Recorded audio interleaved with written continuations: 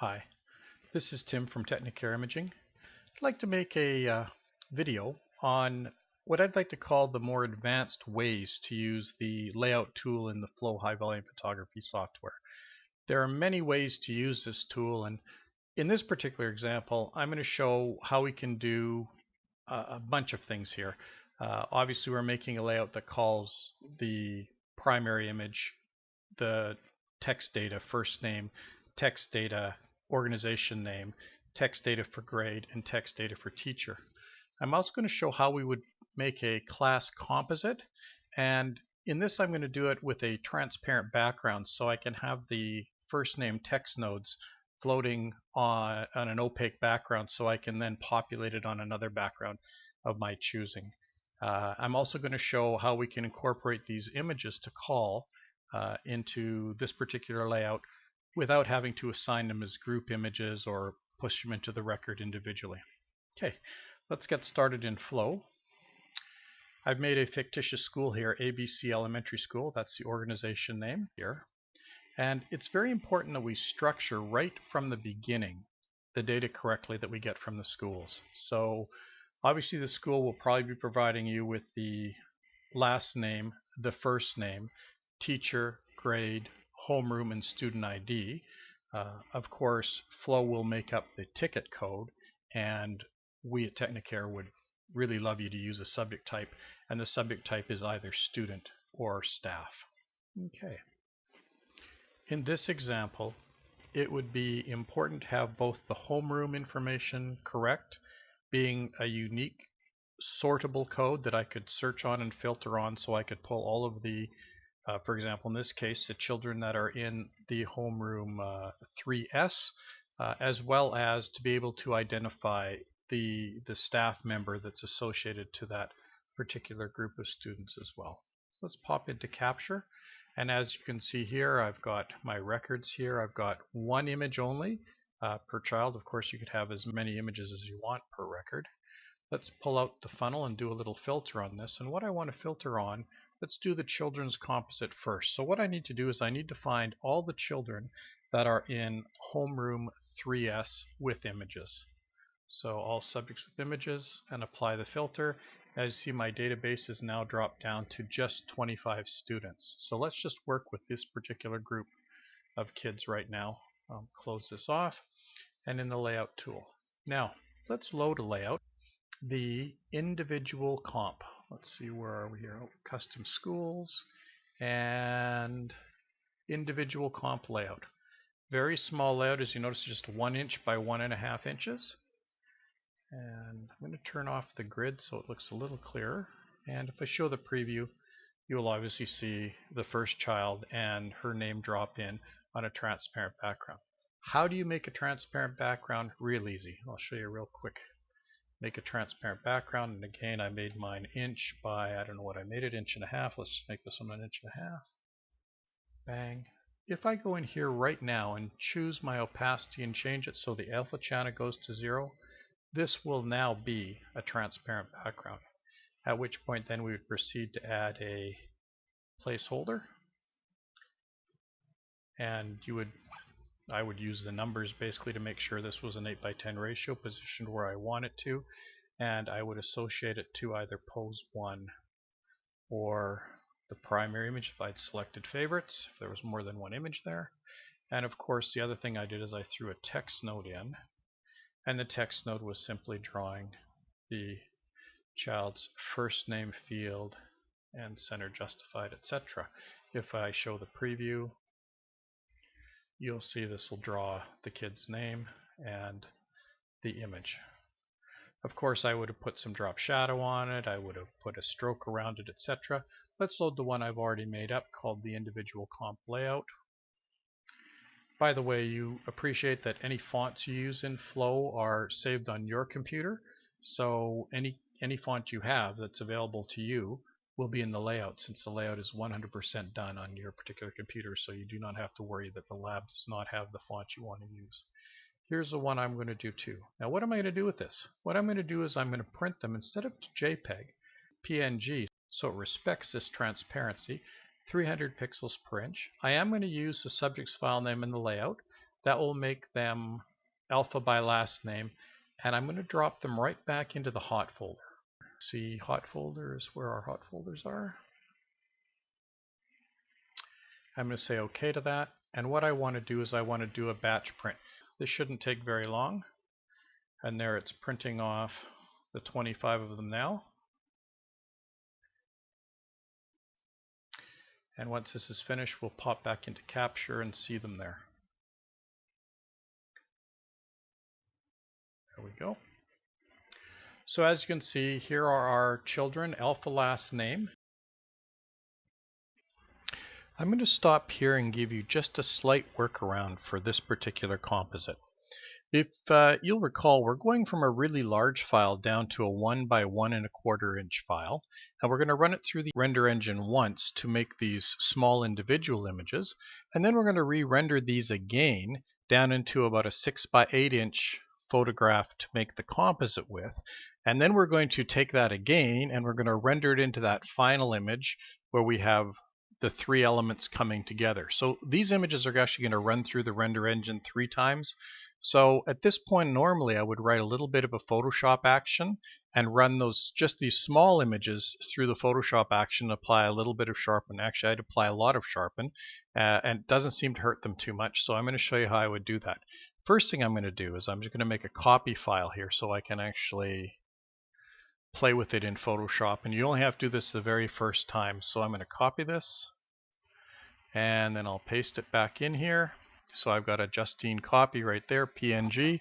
Let's go back into Photoshop for a second and grab that image because I need to work on something. So let's open up, and I'm going to grab the Justine copy. Okay, so here's our PNG in Photoshop. And if we look at it, it's a little bit on the soft side, not too bad. But like I say, by the time I re-render that 2 more times, I don't think I'm going to be that pleased with it.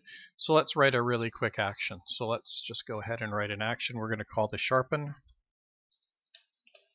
Individual comp, IND comp, so I know what it is. Say OK, record this thing now. So the first thing I want to do is I want to go to Filter, Sharpen, Unsharp Mask. So there it is. I just tried this 247, which is obviously a huge amount of sharpening for this particular file. But you know what? I'm going to go with it because I want these to be sharp little tiny files. By the time this is rendered out 2 more times, it'll be quite small. And then I do want to put the save actions in here because I still want to save it as a PNG. And I want to close the file and stop the action. So to process these, let's get rid of that test one I just did, this oversharp one, which is this copy right there. I wonder if we can see what the difference is if I look at them this way. Can I see this? Definitely, eh? So let's get rid of this one we just made. Let's go back into Photoshop and run this action. So file, I'm going to automate it and do them all at once. So I want to go to batch print. It's asking for the action. This is my sharpen individual comp. I'm going to do it in the folder C hot folder. I have put the save commands back in automatically. I'm just going to hit OK and let it quickly run through these and do a little sharpening on these 25 images before I go ahead and put them into their record. Okay. Here we are back in the capture window of Flow, now with our sharpened images in the hot folder. I can simply come over here and add a record. Doesn't really matter what I call this. I think I'll name it last name comp. And first name is going to be the 3S to stand for the homeroom that they're in, and save this record. Unfortunately, I don't have a barcode scanner handy to be able to plus these records in with one swipe of the barcode, so I'm manually going to shove these 25 kids into a single record.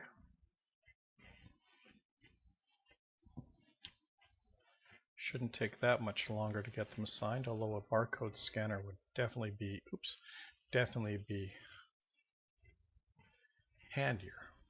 Back into the layout tool, and at this point I've made another layout. Let's load it.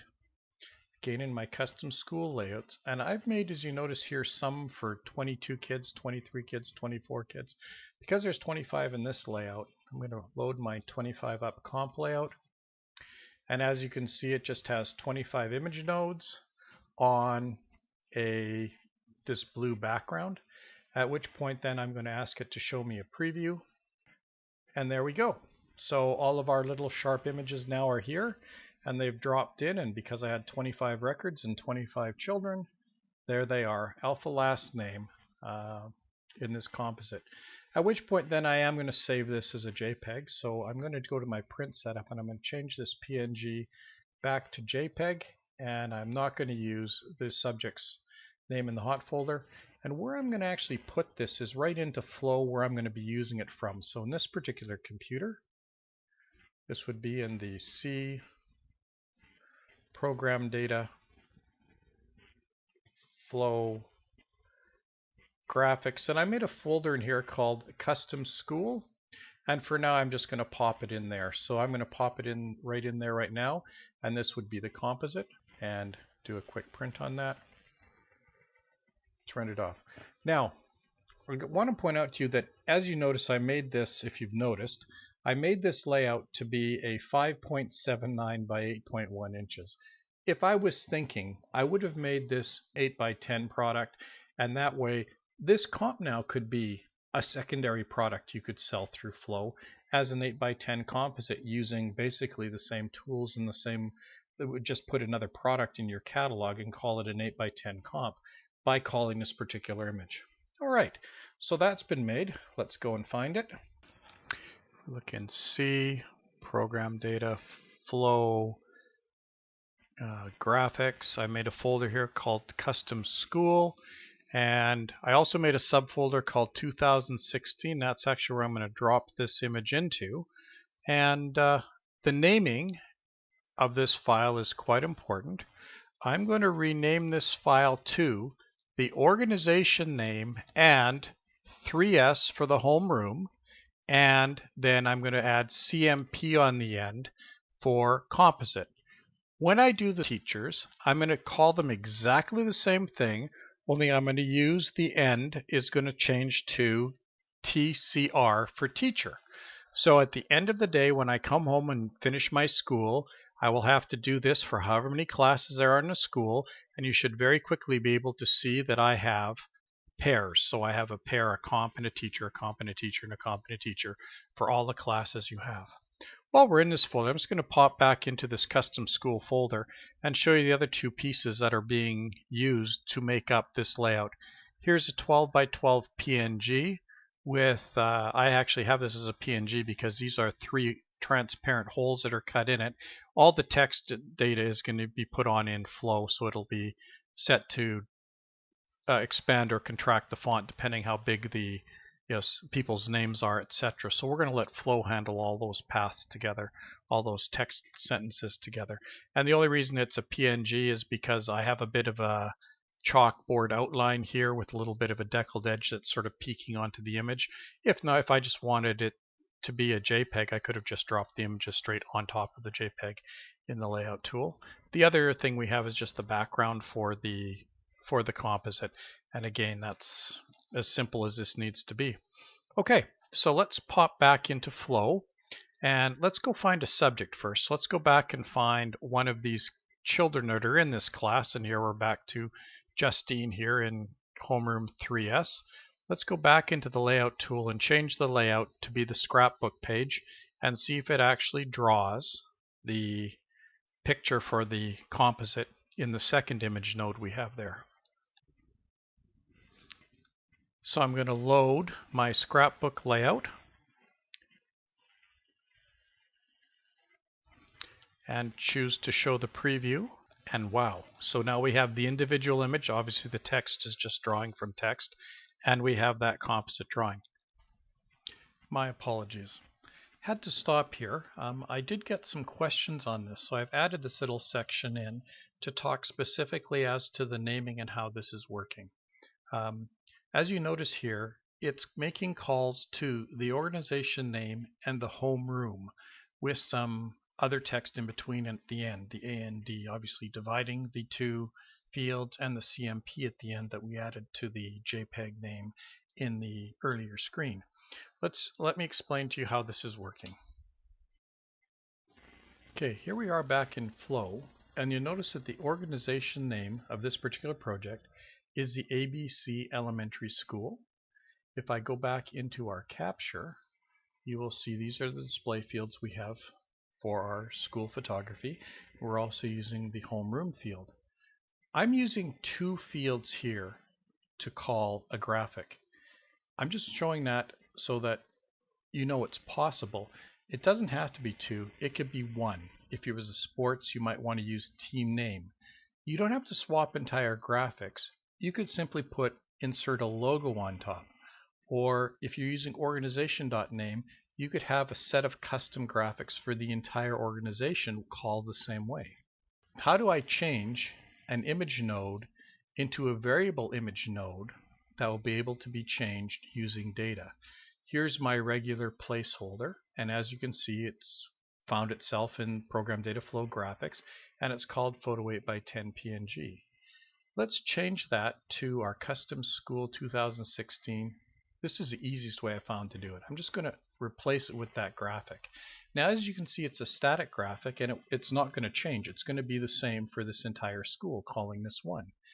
But if we change this to look into the database, and we do that by doing one of the calls that's typical when you're doing text nodes, and I'm just going to type it in. It's going to be square bracket, and the call to organization.name is not actually shown. You have to know it, and it's organization.name.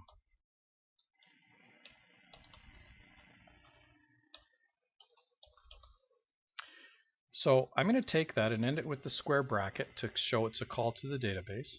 And then let's delete the organization.name from that file. And of course, we left the A and D in to separate the two fields. The second field I'm going to use, and it is homeroom. Square bracket. Homeroom, end of square bracket.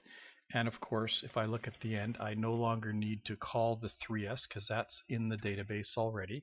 And we ended the file with CMP to stand for composite. So this is actually the call now that I need to make. So it's no longer photo 8x10. And actually, I'll just do this really quickly, duplicate that node and delete it. So as you can see, now it's calling that one. And if I ask it to show the preview, it should bring up that image. So it's no longer calling the old name. It's now finding if this database has an organization name that matches ABC Elementary School, and if it's got a homeroom field that matches 3S, as it did in our particular file. Okay. How are we going to get to the staff? Basically, we've made another layout here. So I'm going to load a teacher layout, which is simply a 2.64 by 3.3 inch image node, just because that's how big I made the hole for it. And using the funnel again, I'm going to do a filter on subject type staff this time, and with images, and apply this filter. And in the print setup, I actually do want to use the subject file name. It'll make it easier for me in the long run to know who they are. So I'm going to say OK, and I'll batch print them back into the same folder. Let's go back into find those images now that we made. And again, they're in C, Program Data, Flow, Graphics, Custom School. There's my teachers. In this case, this teacher is Ms. Sims. So let's pop her into this folder too. And rename her to the organization.name, her class, which is 3S, and end it with extension TCR. Done. Let's go back and find one of those children that are in the class here. Again, we're done with this filter. Clear the filter, close it. Go to the beginning of the database. Here's Justine again. Let's go back into the layout and load the scrapbook layout and test to see if it actually works. Show the preview. Done. So any child in the homeroom 3S that's in ABC Elementary School can order this as a product either online or manually. How do we set that up in the catalog? we would simply have to add a package. This package, I'm going to call it scrapbook page. Key map, a couple of capital letters. I could call this SP, scrapbook page. We could sell this as 12 by 12. Let's say it's $24.95. It's not taxed, it includes tax, so we'll save that. Scrapbook page. The product that it needs to be would be a 12 by 12 enlargement. And of course, we would have to associate that to our scrapbook layout inside of the custom school folder for my layouts. It's all you need to do. How would somebody order this? Let's go back into Capture. There's our scrapbook page. Simply in the order entry screen, add it to the subject. Well, that concludes this little bit of a tutorial on using some of the cooler, more advanced features of the layout tool in Flow. If you have any questions, please don't hesitate to call. It's Tim from Technicare, Edmonton, Alberta, Canada. Have a great day.